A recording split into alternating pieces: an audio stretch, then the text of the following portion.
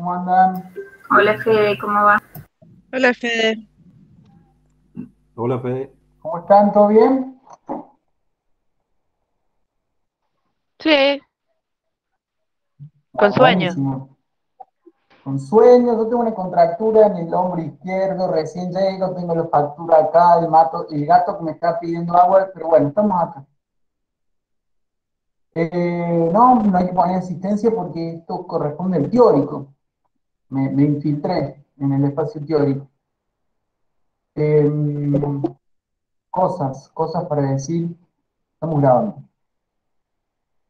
Nos queda hoy martes con equilibrio hidroeléctrico, que ya algo venimos viendo, por supuesto, con otros temas, pero hoy vamos a completar un poco. Nos quedaría entonces el viernes inmunológico, y ya la semana siguiente es semana del estudiante, para después arrancar la otra con el segundo parcial.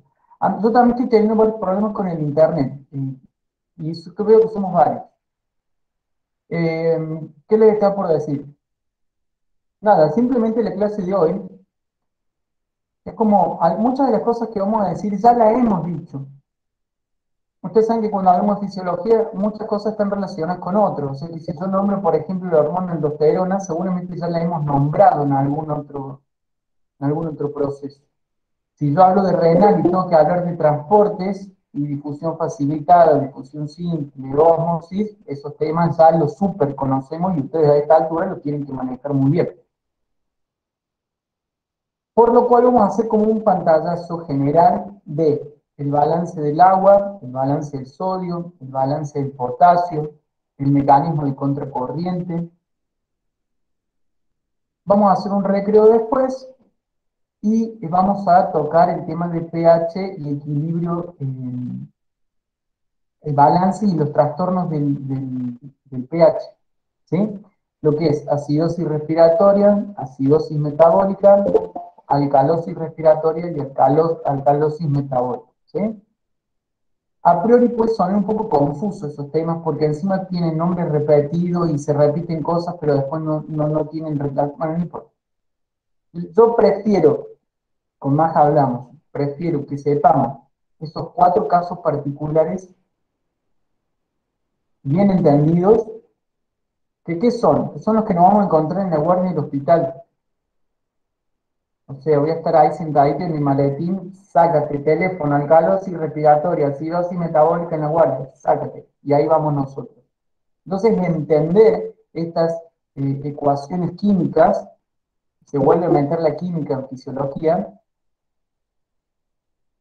por qué hay desplazamientos, por qué hay disociaciones, por qué hay consumo y liberación de una de las partes de las ecuaciones. Así que si no nos gustaba ecuaciones químicas, en química, leru leru, hola, acá de vuelta. Dióxido más agua, ácido carbónico y demás. Pero bueno, también está bueno para entender los fundamentos de por qué también están otras materias que parecen nada que ver y explican muchas otras cosas. ¿Sí? Yo no tengo pizarra, eso ya se lo conté, esa anécdota, se me ocurrió venderla antes de empezar la pandemia, así que me voy a apoyar mucho con los PowerPoint, pero también con el Silverton para poder seguir el orden que tiene el Silverton y es lo que ustedes van a ver en el libro. ¿Sí? Más o menos.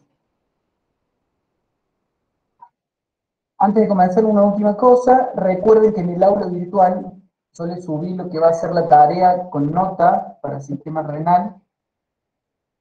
Está subida en la pestaña de parciales y TP evaluados, porque va a ser la nota de renal, y tienen tiempo hasta el sábado para entregar. ¿Por qué?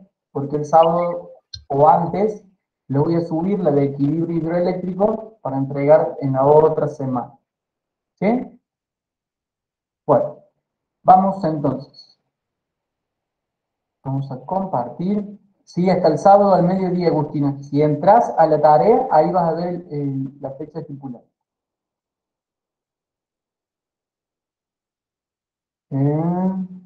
Silverton, acá.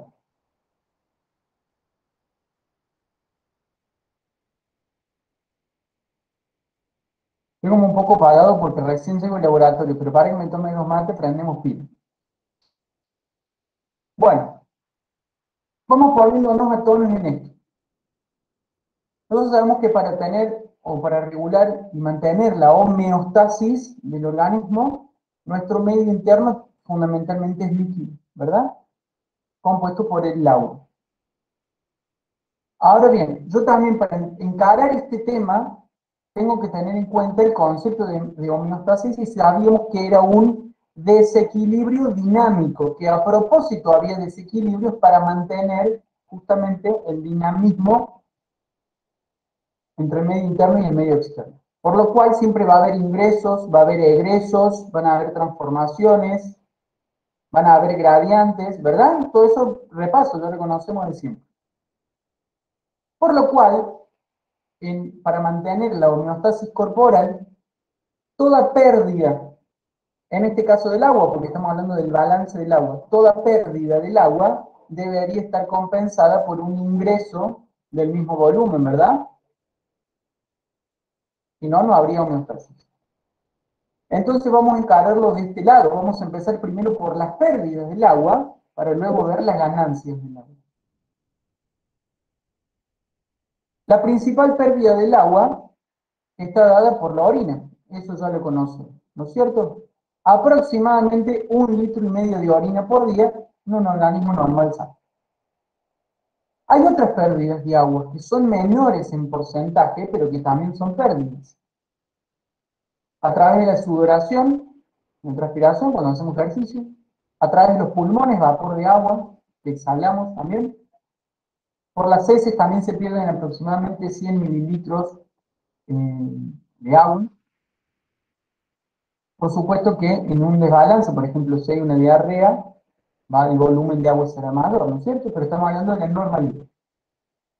Ahora bien, todas esas pérdidas hacen un promedio más o menos de 2,5 litros por día que se nos van del organismo, que tienen que estar compensados con otros 2,5 litros por los ingresos. Y el principal ingreso de agua al organismo es o el beberla líquida, y en segunda importancia, el consumirla con los alimentos. ¿No es cierto? Pero también hay un pequeño porcentaje del agua que está producido metabólicamente dentro de nuestro organismo. Por ejemplo, cuando vemos ahora las ecuaciones de las alcalosis y las acidosis, van a ver que en la reacción hay agua. No solo del agua propia del organismo que siempre está en exceso, sino que se producen pequeñas moléculas y cantidades de agua por esa reacción. ¿No es cierto? Bien.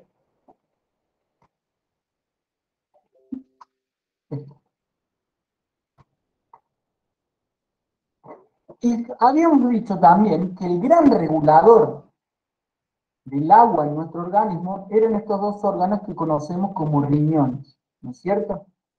Porque el riñón puede regular la salida del agua de nuestro organismo, pero el riñón no puede producir agua, ¿no es cierto?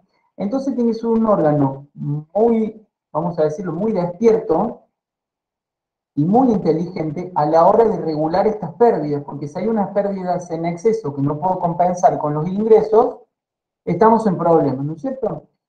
Bueno, por eso ahí esquemáticamente usan esta jarra para mostrar un poco los riñones. Lo primero que te dicen es que todo volumen que se pierde debe ser compensado desde el exterior del cuerpo principalmente. Pero también nos dice que si el volumen total de agua de nuestro organismo desciende demasiado,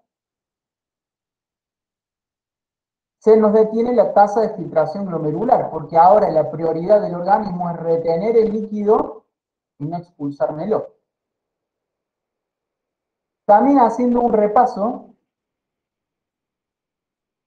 podemos decir que hay, vamos a ejemplificarlo como lo dice acá, como llaves o llaves de pasos, por así decirlo, que influyen en esas salidas del agua, ¿no? Habíamos visto, por ejemplo, las contracciones arteriolares, ¿se acuerdan? De las aferentes y las eferentes, qué pasaban las presiones, si se cerraban o se abrían esas fibras de músculo liso. ¿Recuerdan? Bien. ¿Qué más ejemplificado con las mangueras? Si yo tengo una manguera y perdiendo agua, si le aumento la presión, aumenta la presión de adentro del líquido, pero si distiendo la manguera, la presión dentro del líquido cae. Y algo que es muy importante también entender, que vamos a aprovechar este gráfico para entenderlo, es la reabsorción facultativa y obligada del agua. Son dos cosas distintas. Si yo digo reabsorción obligada del agua, ¿a qué estoy haciendo referencia? A ver cualquiera, que prenda el micrófono cualquiera. Y a la cantidad de agua que sí o sí se debe reabsorber para mantener una volemia, digamos, dentro de los límites normales. Bien, bien, va por ahí. ¿Por qué es obligada la primera reabsorción del agua que se da acá en los túbulos proximales y en esta zona de la nefrona proximal? Recordarán que habíamos dicho que en esta zona había una gran cantidad de reabsorción de líquido isoosmótico con el plasma, ¿no es cierto? Fíjense en que ahí nos muestra la osmolaridad de 300 y 300. ¿Por qué? Principalmente acá en la rama descendente.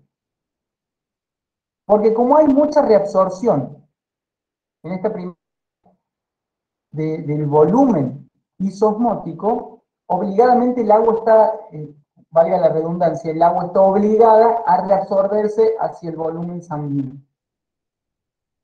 En esta parte era por ósmosis, ¿recuerdan?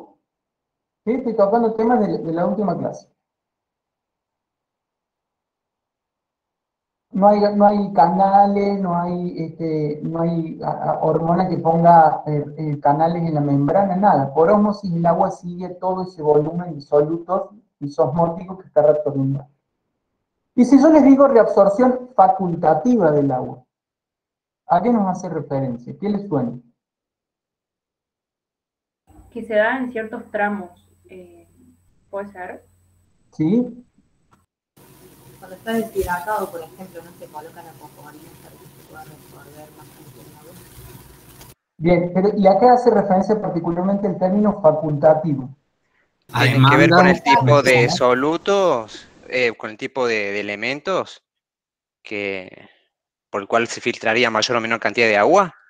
¿Está en función de eso, de los elementos que circulan? Sí, va por ahí. Tiene que ver con las concentraciones de lo que está sucediendo. Facultativo quiere decir que puede o no puede reabsorberse. Va a depender de qué y de la cantidad de soluto que tenga que disolver en estos riñones. ¿Por qué? La reabsorción facultativa se da acá en la nefrona distal, en el túbulo colector, porque acá actúa una hormona que ustedes bien la conocen también. ¿Cuál La es? vasopresina. La ADH. Vasopresina, la hormona antidiurética.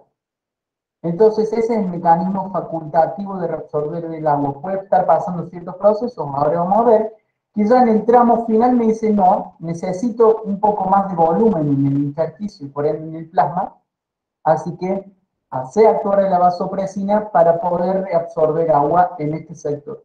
¿Se entendió la diferencia? En la obligada siempre va a haber reabsorción de agua porque obligadamente está el agua a salir esos solutos, y en la facultativa va a depender de la acción de esa hormona que va a estar, algún proceso pasó ahí que estimula la absorción de ese volumen de agua en este sector. Por eso yo puedo deducir, como estudiante de física y de sistema renal, que por eso la concentración final de la orina, la osmolaridad final de la orina, es muy variable, de entre 50 y 1200 miliosmoles, dependiendo qué volumen de agua y qué cantidad de solutos finalmente salieron después de todos los procesos de reabsorción y secreción. ¿Se entiende? Bien. Veo que van contestando, así que se ve que están en tono. Ahora bien, quiero que veamos rápidamente. No, voy a usar la otra imagen.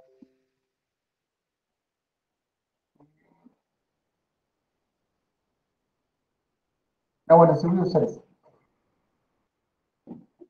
Ahora bien, todas estas reabsorciones de agua, excreciones, como decíamos, iban variando las concentraciones de los líquidos, las concentraciones la osmolaridad de la orina, mejor dicho, ¿no es cierto?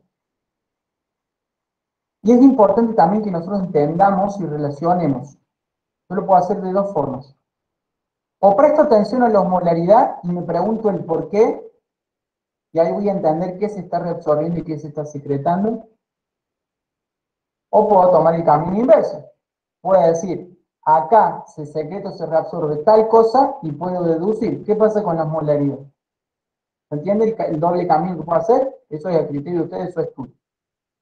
Entonces, teníamos en el túbulo proximal las mismas osmolaridades aproximadamente. A medida que iba descendiendo por la rama descendente del asa de Henle, iba aumentando la osmolaridad porque se reabsorbía obligadamente el agua. Y llegando al punto de la horquilla del asa de Henle, llegamos a la máxima osmolaridad que puede tener ese líquido filtrado dentro de la nefrona, que es 1200 miliosmoles. A medida que asciende, se reabsorben iones, por lo cual ahora la osmolaridad del líquido filtrado va a bajar mucho. Y en la parte final del túbulo distal y el colector, esta permeabilidad facultativa del agua, de reabsorber, junto con algunas últimas reabsorciones de acuerdo a la necesidad, nos va a dar esta orina excretada. ¿Por qué toqué este tema acá del asa de Henle y la horquilla? Cuando nosotros dibujamos la nefrona, dibujamos una nefrona desplegada, ¿no es cierto? Anatómicamente, ustedes ya sabían, que se tuerce la nefrona para que la arteriola aferente con la eferente queden tocando, ¿qué cosa? Eso lo sabe Javi, lo dijo la otra vez. ¿El túbulo renal? Exactamente, descansa acá. Ahí, ¿se acuerdan que acá estaba el aparato yuxtaglomerular y era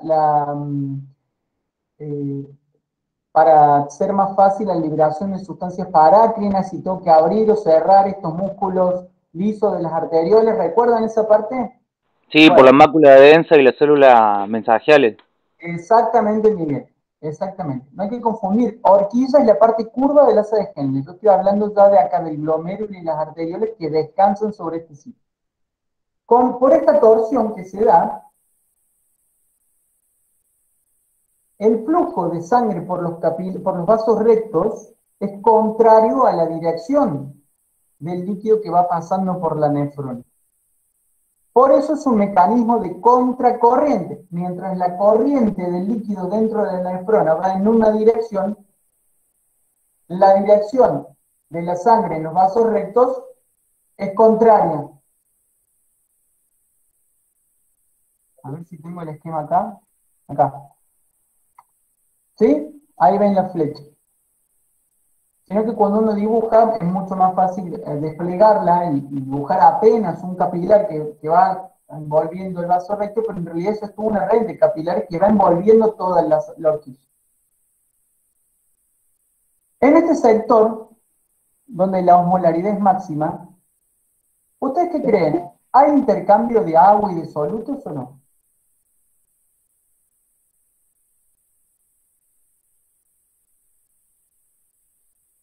En la parte inferior de la horquilla, digamos. Acá. No, creo que cuando empieza a subir por la rama ascendente, ahí se empieza a dar el... Exactamente. En este En la sitio... descendente no se reabsorbe agua y en la ascendente se reabsorbe solo solutos. Exactamente. Muy bien. Y en este sector de máxima osmolaridad, no hay intercambio ni de sustancia ni de agua porque la osmolaridad de la sangre de los capilares es exactamente la misma que la del líquido filtrado. Entonces no hay un gradiente de osmolaridades. La osmolaridad es la misma, no hay desplazamiento neto de agua ni de sustancia. Solamente se da en las ramas ascendentes y descendentes junto que tocan, que están envueltas por esta red de capilares, ¿no es cierto? Y ahí ese cuadrito te lo explica muy bien. La dirección opuesta de ambas corrientes y cómo la que va en una dirección va arrastrando lo que la otra va liberando, ¿no es cierto? Entonces, este capilar se está llevando todo el agua que está largando la rama descendente y este otro capilar está llevando consigo todos los solutos que está reabsorbiendo el asa ascendente. ¿Se entiende lo que es un mecanismo de contracorriente? En la naturaleza, los animales que, por ejemplo, que tienen aletas, tienen este mecanismo para evitar la pérdida de calor. ¿Cierto? Extremos muy distales de los organismos son sensibles a perder calor, porque están lejos del centro de la periferia. Entonces, a través de un mecanismo de contracorriente, vuelve el calor hacia el centro del organismo. ¿Qué es lo otro que les quería contar? Acá, lo de la reabsorción facultativa del agua. ¿Qué hace la vasopresina? Va a causar la inserción de poros en la membrana apical de ese tejido, con la finalidad de reabsorber agua hacia el intersticio y por consecuente al plasma. ¿Cierto? Este gráfico lo tienen en el cine, porque también sacado de ahí. Pero ahí te ejemplifica, ¿ves? La vasopresina se une a este receptor de la membrana que actúa como segundo mensajero de AMP cíclico. Y ahora yo te puedo hacer una pregunta de fisiología. Si tiene un segundo mensajero, ¿qué naturaleza química tendrá la vasopresina? Peptida. Proteica. Ahí está, peptido proteico. Bien, usa el segundo mensajero. Este receptor que activó el segundo mensajero del AMP cíclico va a desencadenar esto. Que los aquaporinas es un conjunto, una familia de proteínas, ¿no es cierto? Y acá vamos a ver la aquaporina 2, que va a la membrana apical, que están entrando muy tarde. Van a llevar por exocitosis estas aquaporinas a la membrana. Y acá también, ¿qué volvemos a ver? Allá, en principio de año, el reciclado de la membrana. Por endocitosis y por exocitosis, colocar y sacar elementos de esa membrana. ¿Vieron que empieza a tomar sentido todo eso abstracto que veíamos, que no entendíamos qué carancho era reciclar una membrana? Bueno, es esto. Pongo receptores, perdón, pongo canales, no me hace más falta, listo, lo vuelvo a guardar. Vuelve la vasopresina. No, poné de vuelta poros porque necesitamos agua. Listo, vamos a la membrana y vuelvo a poner. Bueno, son los procesos fisiológicos que hemos ido aprendiendo. Y ahora le entendemos y le encontramos el porqué.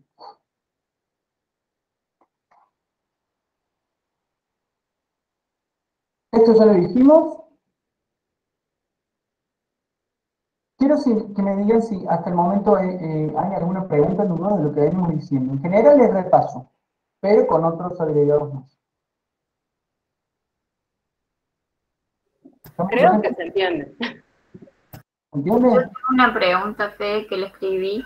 Si, no me acuerdo si era en esa zona, en la zona inferior del asa de Henle, en donde además del plasma, digamos, también el líquido intersticial tiene una osmolaridad alta, por eso es que tampoco hay intercambio, o no es en esa zona. Exactamente. Ustedes piensen que esto no es que se tocan y lo traspasa sin nada, no. Del túbulo pasa al intersticio pasa al capilar. Del capilar, y al revés, del capilar pasa al intersticio y del intersticio a la luz de la nefrona. ¿No es cierto? Entonces, toda esta zona va a tener esta osmolaridad, porque recordemos que esto también es líquido intersticial, ¿no es cierto? No es vacío, no es nada, es líquido intersticial. Bien, Julia, ahí le pregunto. Porque si fuese otra, ahí sí habría algún desplazamiento, ¿no es cierto? Bien. Esto no lo voy a decir porque ya lo dijimos. Pero sí me interesa que sepamos esto. Es que me voy acordando cosas. ¿Cómo sabe la vasopresina que tiene que ir al sector de la nefrona distal para poner poros, canales de agua? ¿Cómo sabe?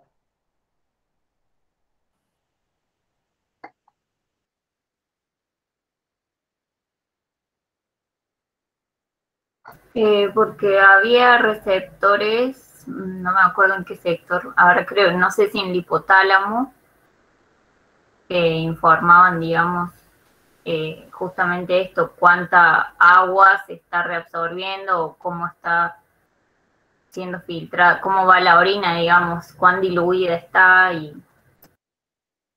Bueno, bien, va por ahí. Vamos Es por la sed, Fede. ¿Cómo? Es por la sed. Con lo que dijo Yamila, pero por la sed. La sed es una respuesta conductual a la necesidad de ingerir. Ahora, ¿qué me desencadenó esto de la sed? La deshidratación. ¿Entienden? Bueno, hay algo que se llama osmoreceptores, que ustedes también ya los conocen, que detectan una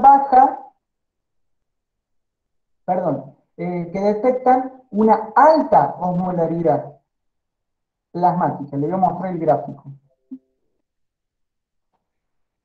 Ustedes recuerden que siempre decimos que la osmolaridad era de 300 miliosmoles. Ahora vamos a ajustarlo un poquito más ahora. Y la vamos a ajustar en 280. Cuando la osmolaridad del plasma aumenta, estos osmoreceptores ahí en el hipotálamo, como decía Yamila, detectan este aumento de la osmolaridad. Y eso va a ser el estímulo para la liberación de la vasopresina que vaya a actuar a la nefrona distal. ¿Para qué? Para reabsorber agua. ¿Para qué? Para bajar la osmolaridad de ese plasma. Para diluirse, Ariel, claro. Exactamente, para diluir ese plasma que está muy osmótico, tiene una osmolaridad mayor a la normal. Entonces, ¿ves? Ahí ya tenemos el camino completo. Tengo un plasma que su osmolaridad aumentó, osmoreceptor en el hipotálamo, che, mirá, hay que diluir, vamos a liberar vasopresina para facultativamente reabsorber agua. Las concentraciones del plasma vuelven a la normalidad, esa vasopresina ya no es necesaria en la nefrona distal, ya no hay reabsorción facultativa del agua. ¿Se entiende cómo puedo ir pensando el camino? Es como un rompecabezas y ir juntando las piezas. Bueno, hay que empezar a interrelacionar lo que veíamos antes con lo que estamos viendo ahora.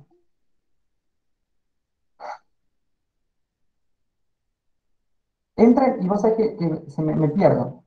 Bueno, entonces ya hemos hablado mucho también de la vasopresina, su naturaleza, sus receptores, el ciclo de la membrana, reabsorción facultativa del agua, a dónde se produce esa reabsorción facultativa del agua y demás. Vamos a pasar ahora. Y otra cosa. La urea. La famosa urea. Siempre recuerden que decimos que la urea era esa chiquita y que entraba, salía de donde quería, no importaba nada. La urea. ¿Qué mecanismo de transporte emplea la urea? ¿Alguien se acuerda? Difusión simple. Claro, sigue gradientes de concentración, difusión simple, sácate, me mando donde quiero. Pero, acá hay una excepción. En riñón, la urea también se transporta por transporte activo.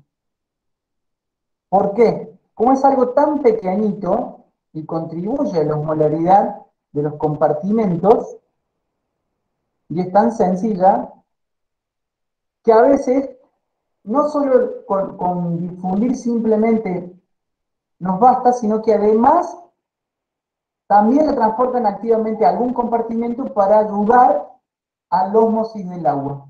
Entonces en riñón, ahí en la nefrona, vemos un caso en donde la urea tiene un transporte activo. Dato de color ahí para dar. ¿A qué osmolaridad? A la osmolaridad intersticial. ¿Sí? Siempre recuerden y háganse como este caminito de tres cosas: el capilar, el intersticio y la nefrona. Bueno.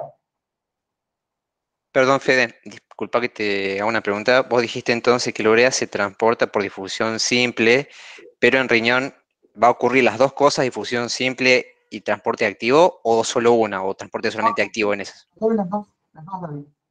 Ah, Sí, genial, gracias. las dos, tranquilamente.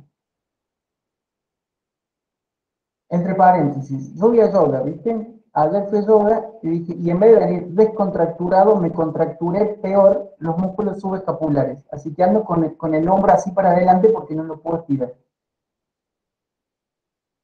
Cosas que pasan en la vida. Bueno, ¿qué les recomiendo yo? Tuvimos esta clase, estuvimos haciendo un repaso, enganchando un poco lo pasado con lo que acabamos de completar ahora. Después me siento con el Silverton y ahí voy a entrar un poco más en detalle, que ustedes lo pueden manejar porque tienen los conocimientos para hacerlo. Ya están acá, ya rindieron parciales de transportes y de dinámica de membrana, ya saben manejar muchos términos a la perfección, así que no les debería presentar ningún problema sentarme a leer un texto de fisiología. Ya saben que el canal está abierto, Joana se cara como, sí, sí pueden, sí pueden, sí pueden. Pero bueno, también que contribuya a esto de ustedes mismos ser protagonistas de su propio estudio y no ser tanto nosotros los que hablamos, porque si no también es aburrido para ustedes. Bien, ¿qué quiero que pasemos ahora?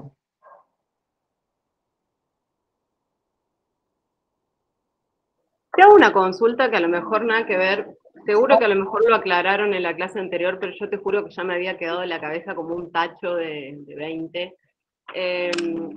Con el tema de las proteínas,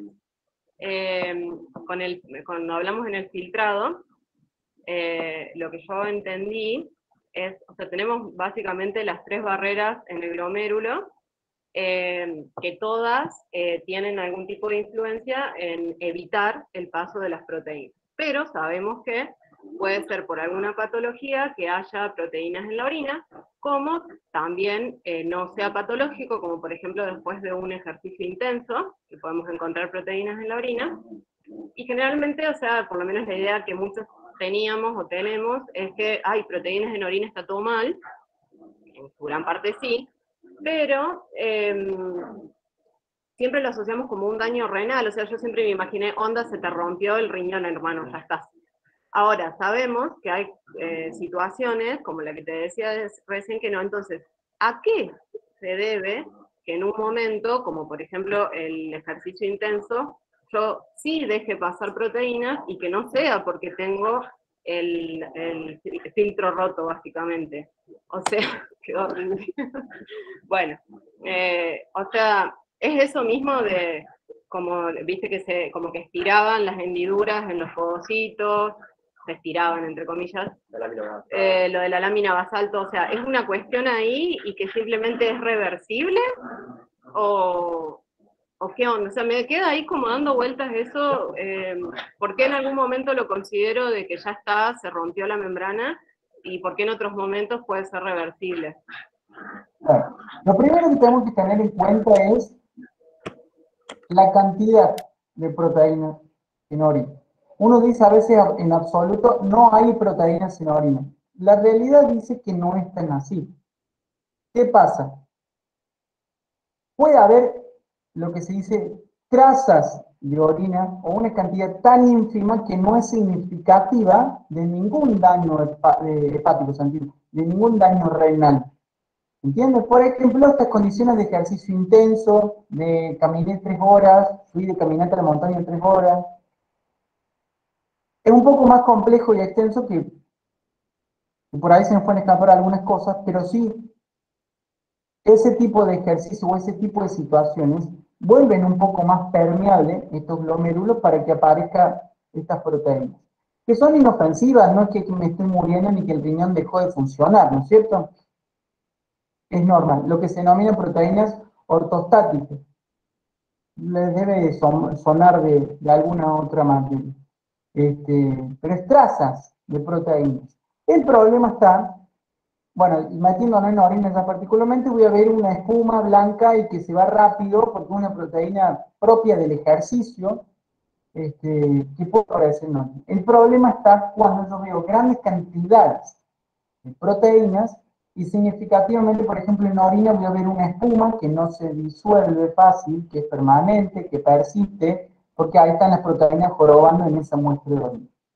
También puede ocurrir, como yo les dije, que aparezca hemoglobina en la orina. La hemoglobina es una proteína, pero no es albúmina, ¿entiendes? No es fibrinógeno, no es transferrina, es hemoglobina. ¿Y qué es lo peligroso de la hemoglobina en la orina? No que haya proteínas en la orina, sino que me está diciendo que se me rompieron glóbulos rojos, porque esa hemoglobina tiene que estar adentro de la célula. ¿Entendés? Entonces ahora el camino de patología pasa por otro lado y no tanto por la presencia de proteínas en la orina. Y como yo siempre les digo también, un resultado solo únicamente no es indicativo de nada, a no ser que sea algo muy sumamente específico, ¿no es cierto? Entonces ahí entra en juego también el hablar con el paciente. ¿Usted hizo reposo? ¿Usted está en ayuna? ¿El día anterior hizo ejercicio? Sí, el día anterior corrió una maratón. Ah, bueno, entonces es normal que esta orina salga ácida y con proteína, porque hubo todo un movimiento en corporal, ¿se entiende? Que está siendo excretado por el riñón. Ahora, si el tipo o la tipa tiene una vida sedentaria, no hace nada, está sentado viendo tele, y le da 3 cruces de proteína en la orina, y eso sí es para preocuparnos, ¿no es cierto? Porque sin hacer nada, el riñón está mandando todo lo que tendría que estar en sangre, es preocupante, ¿no es cierto? Pero bueno, esa es la realidad, que mínimas trazas de alguna proteína chiquita ortostática del ejercicio puede haber en orina. No sé quién de acá usted, por ejemplo, si irá caminando en trabajo en la facultad. Seguramente que nos hacemos una muestra de orina y algo de trazas de proteína vamos a tener. Por caminar tanto tiempo. Yo voy y vuelvo caminando a la facultad, tengo 34. Seguramente en la orina alguna traza de proteína voy a tener. Pero no voy a tener 3 cruces. ¿Entiendes? 2 cruces de proteína. Digo cruce de proteína porque la tira reactiva de la orina te muestra eso. 1 cruz, 2 cruces, 3 cruces, 4 cruces. Es semi-cuantitativo, si tú quieres. ¿No es cierto? Bueno, espero que haya quedado resuelta tu pregunta, yo. Sí, sí, era más que nada eso de como que sacar la idea de que era patológico siempre encontrar proteínas en orina, y en un caso en particular que nos pasó el otro día, una paciente, ya después les voy a compartir si quieren el resultado como para que hagan sus propias conclusiones, una paciente embarazada que estaba teniendo problemas con la presión, o sea, súper controlarle todas las semanas, bueno, función renal, proteinuria. Le hicimos la proteinuria y muy, muy alta, y bueno, asumimos que tiene la relación con todo lo de la presión, pero bueno, nos explicaba justamente el bioquímico de que eso era transitorio por el embarazo y que después se iba a acomodar, lo de la eclampsia, exactamente. Entonces eso como que me rompía la mente, porque digo, yo siempre consideré que o sea, proteínas y más esa cantidad es porque nada, estaba roto el filtro, chau. Entonces me había quedado ahí como dando vueltas, pero nada, eso. Ahora está. Y en condiciones fisiológicas normales, ¿cómo es que se permite el paso de proteínas aunque sean esas trazas? ¿Es por una ampliación de los filtros, como decíamos, por una extensión de la hendidura y solamente eso? Y también, ¿cómo decirles esto? Sí, principalmente es por eso, por una mayor permeabilidad de este glomérulo a esas proteínas circulantes. El tema es que nos tenemos que poner a ver de dónde se forma la proteína ortostática, que es la de Stanford, y para después ver la proteína o el cilindro en la orina, que eso no importa a nosotros. Pero generalmente podemos quedarnos con ese concepto de que es un aumento de la permeabilidad. Cuando es así en el ejercicio intenso, es un aumento de la permeabilidad propia del ejercicio. No hay otra vuelta que darle. Sí, después en orina clínicamente que vemos en el sedimento los cilindros proteicos, que pueden ser hialinos, serios, etcétera, de acuerdo a la gravedad. Porque esa es otra cosa. Si yo veo proteínas en orina y son de larga data o es mucha cantidad, también la forma de los cilindros que adopte es indicativo de cuán serio o qué patología es a la que me estoy enfrentando, ¿no es cierto? No sé si vieron esa parte todavía en análisis clínicos de cilindros y demás. Sí, lo vimos en el primer semestre. Eso. matriz proteica que va pasando por los túbulos, que se va moldeando, formando, así no sé ese cilindro, ese sitio, y después nos vemos. ¿Qué es matriz proteica? Es proteína pura. Pero No, en ese de la aparición de los cilindros, sí ya es patológico. ¿Cierto? Tampoco vimos tanto, o sea, nos está hablando usted y creo que nos está enseñando usted más que en análisis sí. clínico, o sea, No, creo que estoy lo que aprendiendo más pasa es fisiología que en análisis clínico. Lo que pasa es que yo comparto la emoción de la compañera porque me acuerdo de allá en 2019, una de las materias que era química orgánica, si me acuerdo, un profe preguntó, ¿y debe haber proteínas en la orina? Y nadie sabía. No, chicos, jamás debe haber proteínas en la orina. O sea, como un pecado, era pecado. Y ahora está bueno comprenderlo, de que hay excepciones, bueno, en este caso la cuestión fisiológica o patológica y demás. Es ese también el problema. Si vos dejas abierto el libro que puede haber trazas, y esas trazas es con pinzas, tampoco es que está bien, ¿no es cierto? Pero sé que responde a algo no patológico, sino que es circunstancial. Por eso yo le dije, tómenlo con pinzas. Y si la respuesta de ustedes quiere ser no hay proteína en la orina, va a ser considerado bien. Teniendo en cuenta recaudo de lo que estoy diciendo, ¿no es cierto? Profe, por ejemplo, en mi caso, no en mi caso, sino mi hermana, hace un tiempito atrás estuvo con una nefrostomía por un cálculo renal, que bueno, tuvo 3 meses con una nefrostomía que se le complicó y todo eso, tuvo con un problema renal. Y en el último estudio que le hicieron, de análisis de sangre, de orina y todo, le salió que tenía proteínas en orina.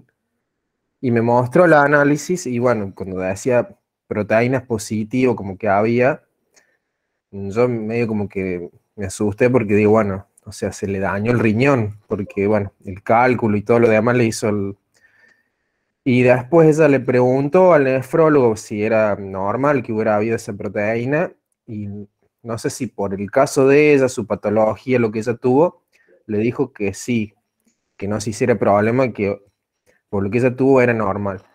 Pero no sé si es porque, bueno, por la intervención que tuvo, por todo eso, que, no sé, le dijo que era normal. No sé qué cantidad habrá tenido, pero bueno. Claro, pero en ese caso uno también tiene que considerar si la patología es aguda o es crónica. ¿Cierto?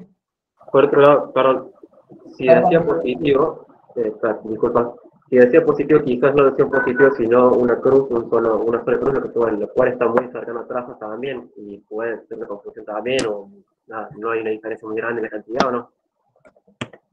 No se te escuchó muy bien, Luciano, porque se escuchó medio cortado, te escuchó la última parte, ¿no?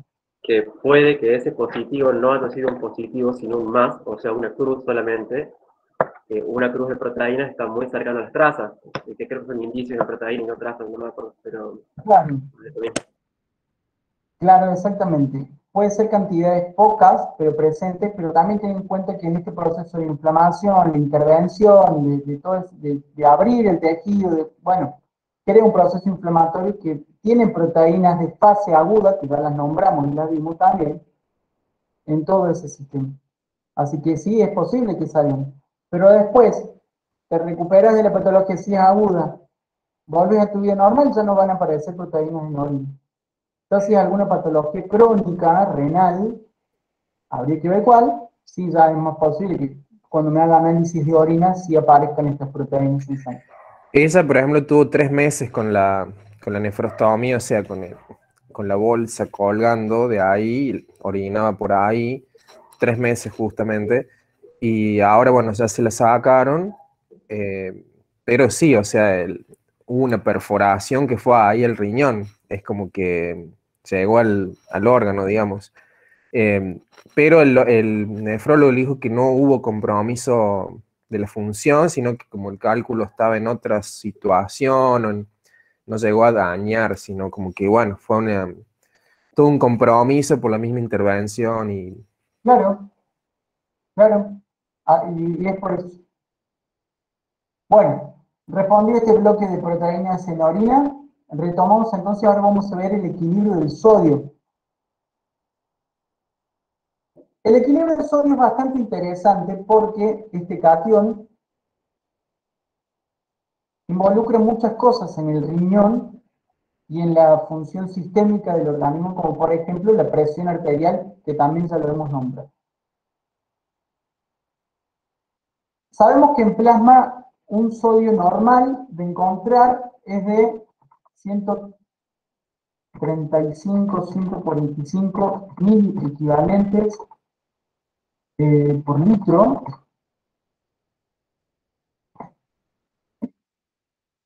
Eso nos indica que más o menos la natremia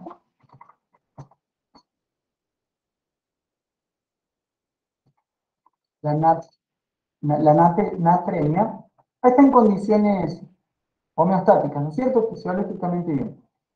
Bueno, para que ese rango de la concentración del sodio esté establecido, hay una serie de respuestas homeostáticas y de procesos homeostáticos para mantener ese equilibrio.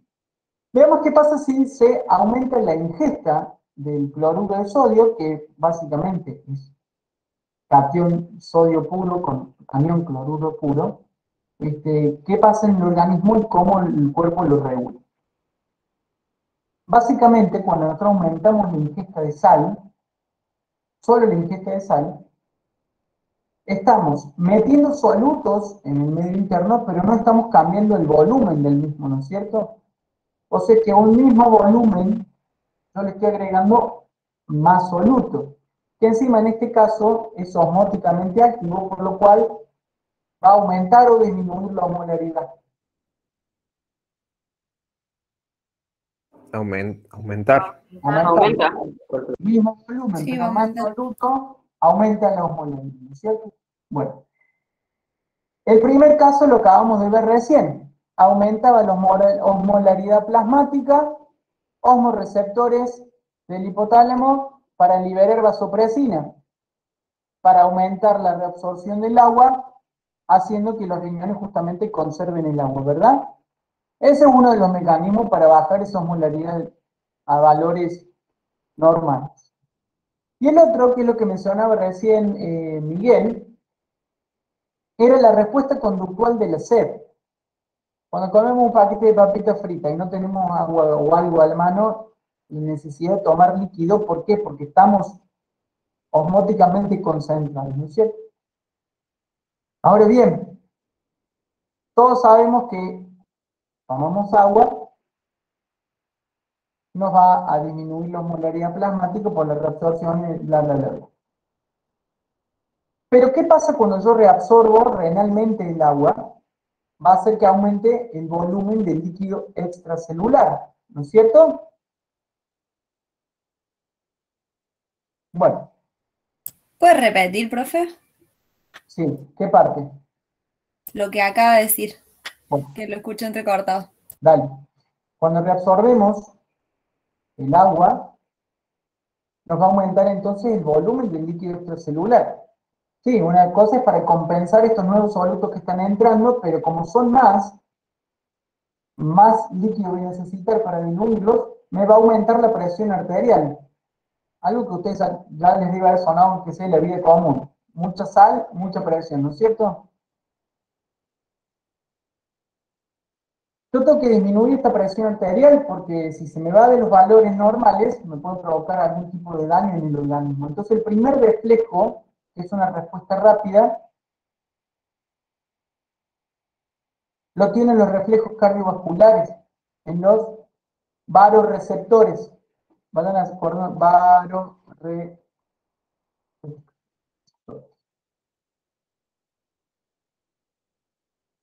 Para regular esta presión arterial rápida que hicimos.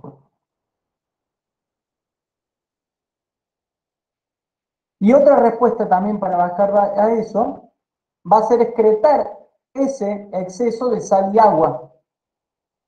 Pero esa es la respuesta lenta, ¿no es cierto? Tiene que entrar el agua y la sal por mi sistema digestivo, reabsorberse por los intestinos, pasar en la circulación general hasta que lleguen al riñón y se detecten los cambios en las concentraciones, las molaridades y se desencadenen los mecanismos, bla, bla, bla. Lento, yo necesito lo rápido. Lo primero es la respuesta cardiovascular. Lo segundo y más lento, la respuesta renal, a excretar ese exceso de agua y de sal que acaba de producirse.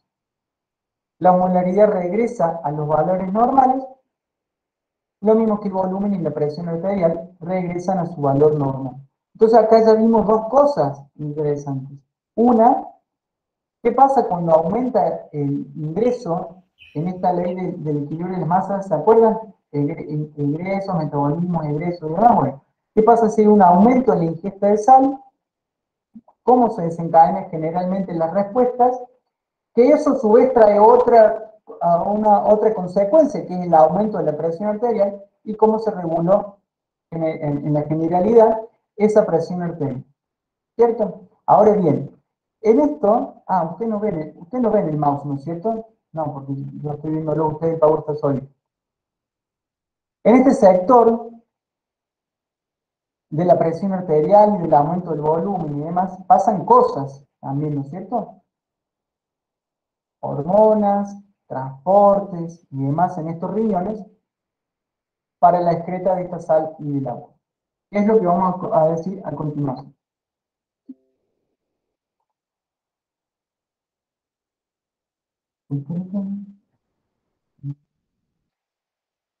Eso no voy a decir primero.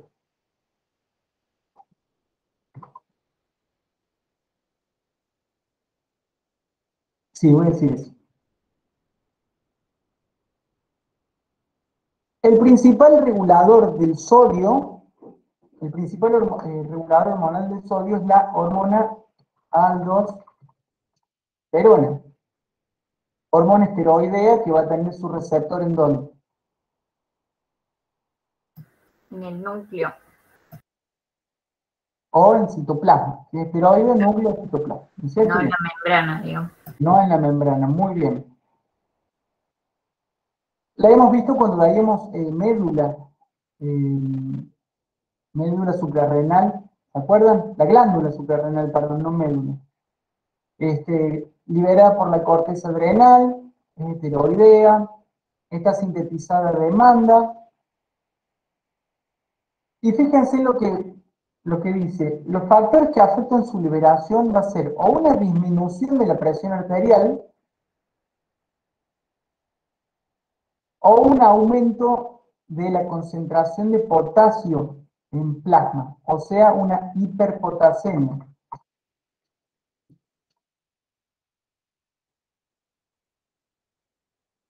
¿Y esto por qué? ¿Qué hace la aldosterona? Primero dijimos que era secretada en la glándula suprarrenal, en la corteza. Vamos a ver el primer caso, vamos a ver que hay una baja de la presión arterial.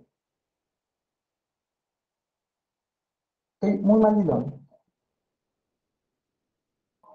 Acá entra en juego las células P del conducto colector. ¿Recuerdan? El conducto colector tiene un sector que tiene células P, que son las células diana de esta hormona. Viene la aldosterona, se une el receptor citoplasmático de las células P y provocan cambios. ¿Qué cambios provoca? Que se reabsorba sodio, porque si se reabsorbe sodio al plasma, ¿qué va a pasar con el agua? Lo va a seguir.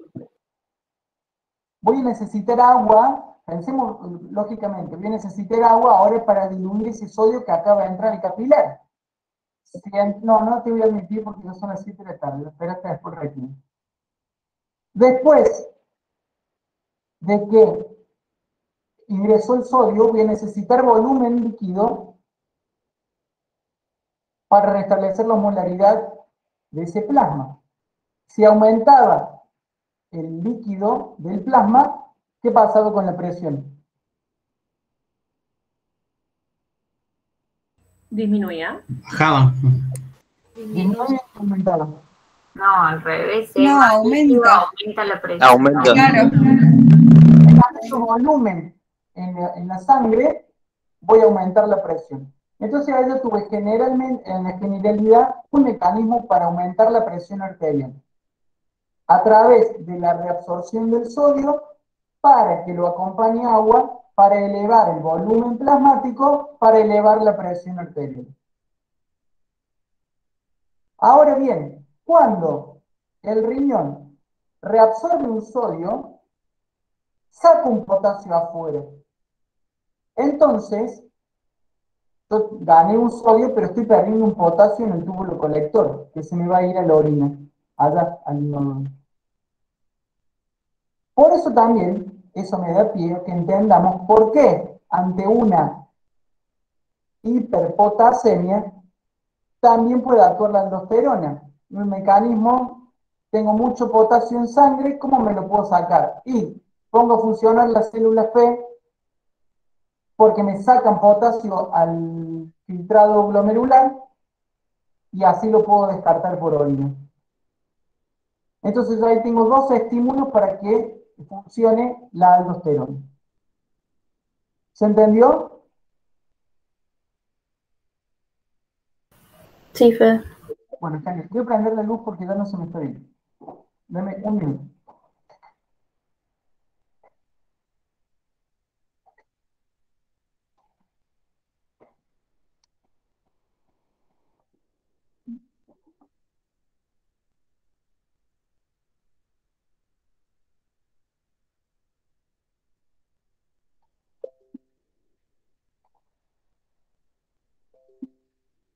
Bueno, entonces, quiero que veamos ahora.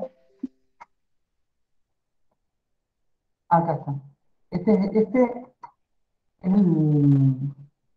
el mecanismo de la aldosterona que recién yo les decía recién.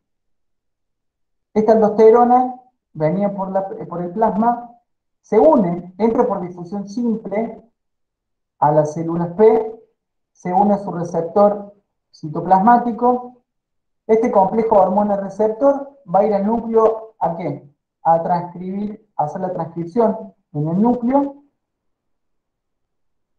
haciendo que se formen nuevos canales y se pongan bombas en la membrana, ¿no es cierto? En la síntesis de proteína, porque para eso fue el núcleo. Y fíjate lo que pasa entonces con los cationes.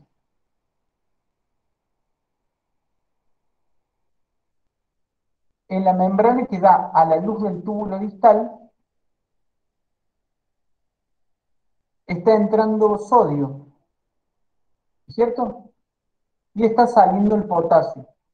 Y ahí podemos entender entonces estos dos procesos que se ocurren. Reabsorción, porque pasa de la luz de la nefrona a la circulación o al medio interno, y secreción, porque pasa del medio interno hacia la luz de la nefrona para irse por la orina. ¿De dónde vino eso? De la otra membrana, que en este caso sería la membrana basal, en donde hay una bomba sodio-potasio que me está sacando potasio del plasma para poder hacer el juego de entrar el sodio. ¿No es cierto? Es como el pase, una llave. Bueno, toma esto, así vos me das esto. Listo. Saco del plasma potasio porque entré sodio. ¿Y de dónde vino ese sodio? De lo que reabsorbí en la nefrona, y ahora este potasio lo saco de vuelta para el túbulo colector. ¿Se entendió? Una pregunta, Fede. O sea que la bomba de sodio-potasio la vamos a tener del lado del flujo intersticial y nunca del lado de la luz del túbulo distal. Exactamente, está acá ubicado en la membrana basal. Bien. Es lo rojito del capilar, lo lila es el líquido intersticial, las células P de la nefrona distal y el amarillito es la luz del túbulo distal. ¿Se entendió esa parte? Bueno. Ahora vamos a entrar en el juego, que creo que se ve eso, lo voy a poner como presentación, así se vemos bien. Fede, una consulta. Estos dos mecanismos que vimos de aldosterona serían entonces para cuando hay poca concentración de sodio en plasma. O sea, Claro. eso se puede traducir a la presión o que hay mucho potasio, pero no cuando no regula cuando hay mucho sodio. No. Lo que está haciendo este sistema de la aldosterona, por un lado, intervenir en la presión arterial a través de la reabsorción del sodio. ¿Cierto? Y por otro lado, no es que necesites reabsorber sodio cuando tengas que sacar potasio. pero obligadamente lo reabsorbe para poder sacarse el potasio afuera. ¿No es cierto? Bueno, debería dejar de compartir esto y compartir la presentación del PowerPoint,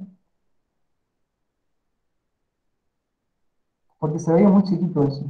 A ver, creo que ahí se ve. Ahí pase la página o la figura que es la 2010 del... Buenísimo, se lo pueden seguir en el video.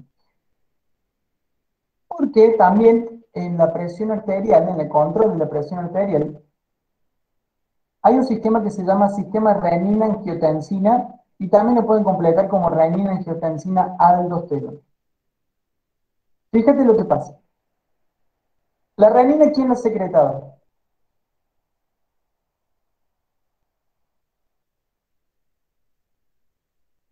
La mácula, Fede. Bien, Miguel. Bien, Miguel. El mismo riñón secretaba la renina. En sangre hay un precursor que es el angiotensinógeno, y la angiotensina ya es la forma activa de ese angiotensinógeno. Lo que va a hacer la renina es, perdón, y no le nombré la ECA, que es la enzima convertidora de angiotensinógeno. Vamos a ver qué pasa acá. Mira lo que dice acá. Hay una baja en la presión arterial, por lo cual van a pasar tres cosas. El efecto directo de la presión arterial, es decirle, de la baja de la presión arterial, es decirle a las células granulares de la arteriola aferente que produzcan la renina, que era esa enzima, ¿no es cierto? Bueno. Por otro lado, habíamos dicho que iba a bajar la tasa de filtración glomerular, por lo cual va a disminuir el transporte de sustancias, sobre todo el cloruro de sodio también, cuando pase por la mácula densa del túbulo distal. Se ve que hay una baja en estos de los transportes, se liberan sustancias parácrinas también a las células granulares que van a inducir también la liberación de la renina.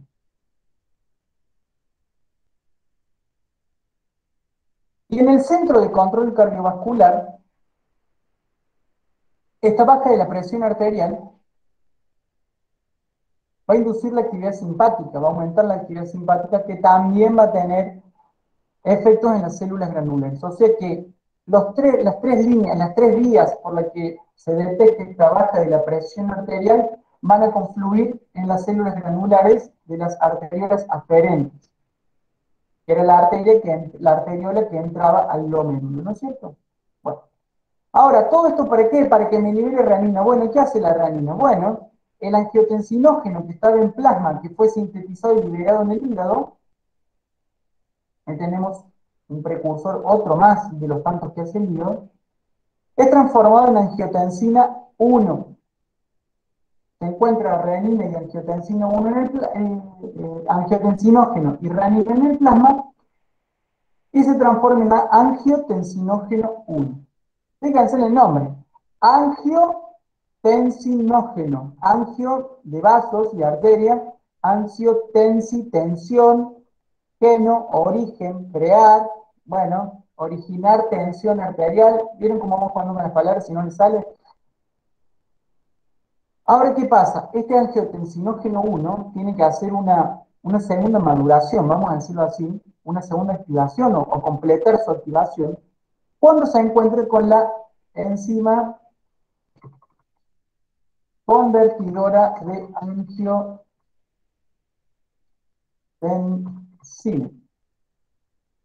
Esto viene aquí. La ECA.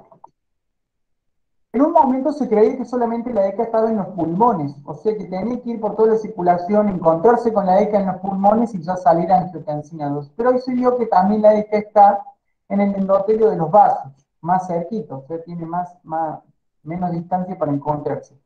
Ahora una pregunta fisiológica que yo siempre me hice que todavía no encontré respuesta. ¿Por qué algo que está ocurriendo todo en el riñón necesita ir hasta pulmón, madurar en el pulmón y volver de vuelta al riñón? Una pregunta de esas fisiológicas y filosóficas que no tenemos todavía respuesta. Pero sí, está en pulmón y en los vasos, en el endotelio de los vasos. Ahora bien, ¿qué hago yo con esta angiotensina 2? Renina, angiotensinógeno, angiotensina 1, angiotensina 2. Tiene varias funciones la angiotensina 2. La principal y más que yo puedo ver rápidamente, es la vasoconstricción arteriolar. Hago constricción del vaso, aumento rápidamente la presión del líquido que fluye allí dentro. ¿Vieron? Lo más rápido, sácate. Para aumentar la presión esta que está baja.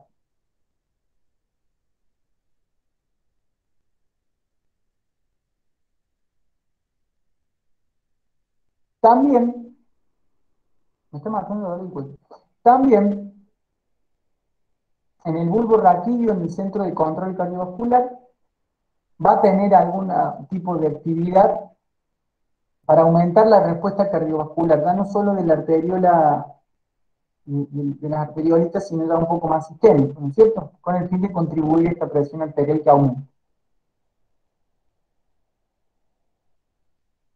En hipotálamo, vuelvo a tocar el hipotálamo y vuelvo a tocar la vasopresina. Si yo necesito aumentar la presión arterial, va a inducir la liberación de vasopresina para retener líquido y no excretarlo, ¿no es cierto? Algo que también ya habíamos dicho. Y también en el hipotálamo está el centro de control de la sed, entonces también va a estimular la necesidad de ingerir líquido, la respuesta conductual de la sed.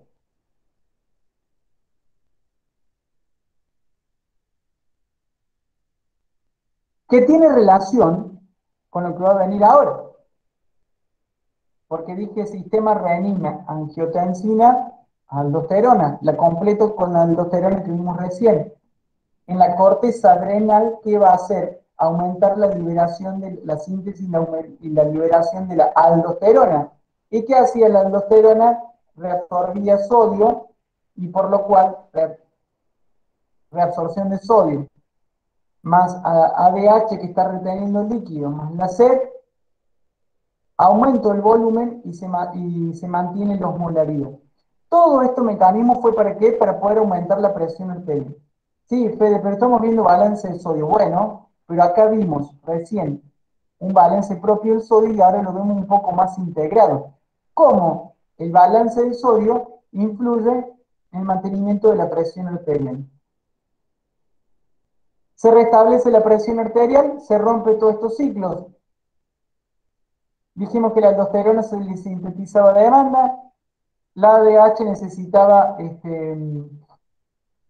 osmoreceptores, como ya reabsorbí sodio, reabsorbí agua, se me establece la osmolaridad, ya no saqué toda su presión.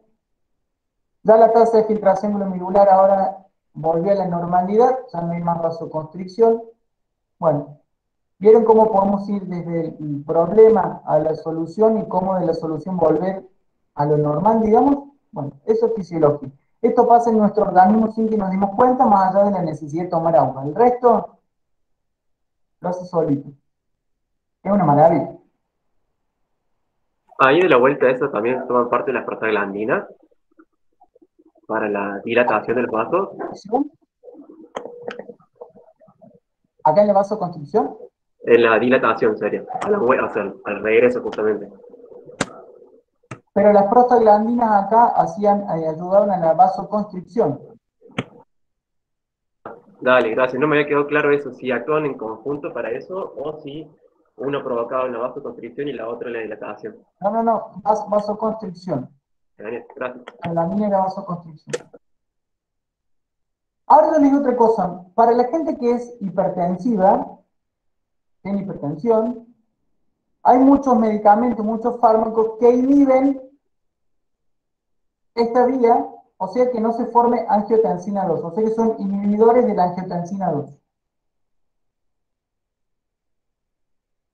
Porque fíjate que yo corto esta vía acá, de la renina angiotensina, y nada de lo que ocurre acá, abajo, así que ustedes no ven el mapa. Nada de lo que ven debajo de angiotensina 2 en plasma puede ocurrir si no está la angiotensina 2 activa, ¿no es cierto? Bueno, muchos agentes antihipertensivos actúan en esa vía.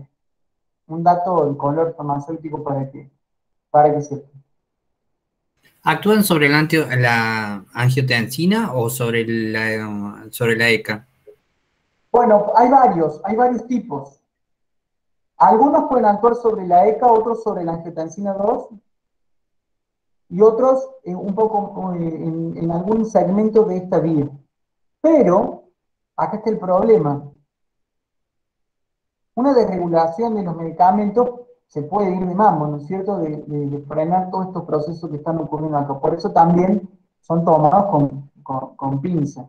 Hay un monitoreo constante de la presión del paciente, ¿no es cierto? Se ve si está muy elevada esa hipertensión, si es más moderada. Bueno, pero un dato de color que podemos saber clínicamente que agentes antihipertensivos actúan en este sector. ¿Sí?